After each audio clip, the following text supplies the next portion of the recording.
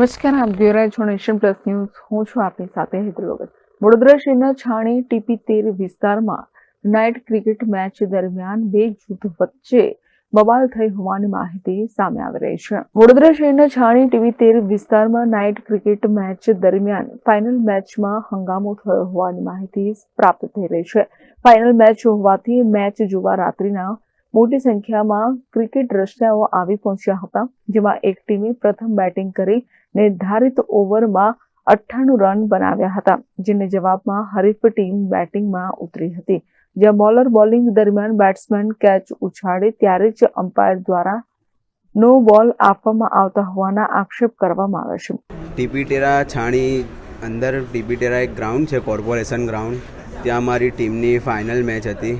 તો ત્યાં ફાઇનલમાં એટલે એ લોકોનું જે કંઈ થયું હશે, પણ એના અંદર જ્યારે અમે લોકો ગ્રાઉન્ડમાં જતા હતા તો પોલીસવાળો એક આવીને મિલિન કરીને નામ છે અને યુનિફોર્મમાં પણ નહોતો, અને એણે પોલીસનો દંડો નહીં પણ જે સ્ટમ્પ હતું એ એના હાથમાં હતું, અને એક વખત એને ફેરવ્યું પણ મેં નીકળતો હતો ત્યારે પણ એને બીજી વખત ફેરવ્યું તો ડાયરેક્ટ એ દંડો મને અહીંયા આંખ પર વાગી ગયો. મામલો શાના માટે બગડ્યો? મામલો ક્રિકેટના અંદર જ્યાં તેમના ઓર્ગેનાઇઝર હતા એ લોકો કંઈ પીધેલા હતા એવી ખબર હતી અમને. મળતી માહિતી મુજબ એવી ખબર પડી છે કે ભાઈ જે અમ્પાયર હતા, અમ્પાયર જે લોકો હતા એ લોકો એમની પોતાની ટીમ હતી ઓર્ગેનાઇઝરની, એ લોકોએ પોતાની ટીમ જીતાડવા માટે ચીટિંગ કરી હતી.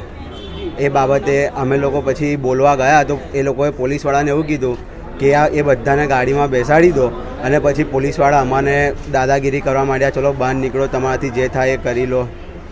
અને તમારી શું કાર્યવાહી કરવાની? એ પોલીસવાળો જે છે એના પાછળ જે પણ કાર્યવાહી હોય એ કર્યો. તમારી માંગ શું છે?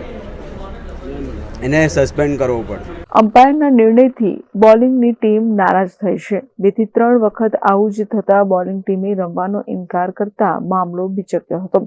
ચાલુ મેચ દરમિયાન બંને ટીમોના સમર્થકો મેદાનમાં દોડી આવ્યા હતા. તો આયોજકની જ ટીમ ફાઇનલ મેચ રમતી હોવાથી વાલના દવલાની નીતિને લઈને હંગામો થયો હોવાની ચર્ચાએ વેગ પકડ્યો છે. આ હંગામી વિડીયો વાયરલ થયો છે. આ બનાવ TP13 વિસ્તાર, છાણી વિસ્તાર કહેવાય. ત્યાં અમે ક્રિકેટ ગ્રાઉન્ડ નાઇટ ટુર્નામેન્ટ જે ચાલતી હતી ત્યાં ફર્સ્ટ રાઉન્ડ, સેકન્ડ રાઉન્ડ જીતીને આજે ફાઇનલ મેચ હતી. તે ફાઇનલ મેચ રમવા માટે અમે ગયા હતા. ત્યાં અમારી વડોદરાની ગોરવા વિસ્તારની ટીમ, બોરિયા નંબર 1-2. ઓકે, તો ત્યાં આજે ફાઇનલ મેચની અંદર અમે મેચ રમતા હતા. તે સમયે ત્યાં અમે ફર્સ્ટ બેટિંગની અંદર 98 રન માર્યા. ત્યારે સેકન્ડ ઇનિંગની અંદર 99 રન ચેસ કરવાના હતા. તો ફર્સ્ટ ઓવરની અંદર એ લોકોએ 3 થી 4 નો બોલ આપ્યા. જે કેચ આવતા હતા, વિકેટ પડતી હતી ત્યારે જ નો બોલ આપતા હતા. તો જ્યારે 2-3 વાર આવું થયું, જ્યારે ચોથી વાર આવું થયું તો અમે લોકોએ આ મેચ છોડી દીધી કે અમારે નથી રમવી મેચ, કેમ કે ચીટિંગ થાય છે તો અમારે રમવી નથી.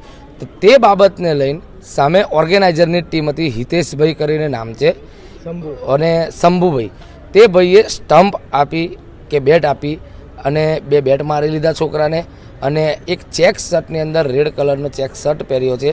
તે સ્ટાફમાં, પોલીસ સ્ટાફમાં છે તે એવું અમને જાણવા મળ્યું છે. અત્યારે મિલનભાઈ એમનું નામ જાણવા મળ્યું છે, તે અમે પક્કા નથી, પણ તે ભાઈએ અમારે ત્યાંથી છોકરો જે મેચ જોવા આવ્યો હતો તેને અહીં માથાના ભાગમાં સ્ટમ્પ માર્યો છે. તો અમે એને SSG લઈને આવ્યા છે.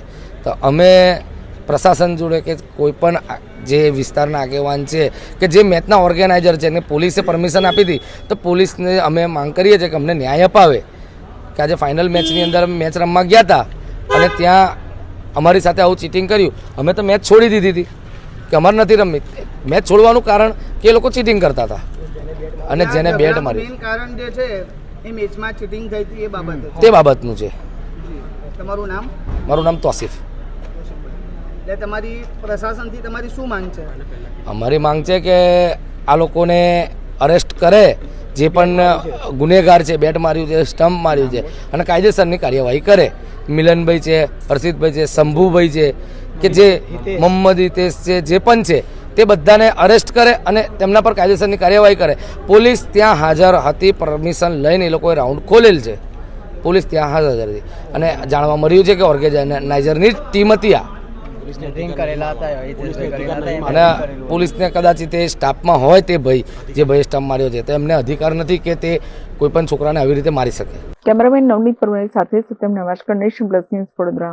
સમાચારોનો સતત અપડેટ મેળવવા માટે અમારી નેશન પ્લસ ન્યૂઝની યુટ્યુબ ચેનલને સબસ્ક્રાઇબ કરો, બેલ આઇકન દબાવો અને જોડાયેલા રહો ફેસબુક, ઇન્સ્ટાગ્રામ અને ટ્વિટર પર.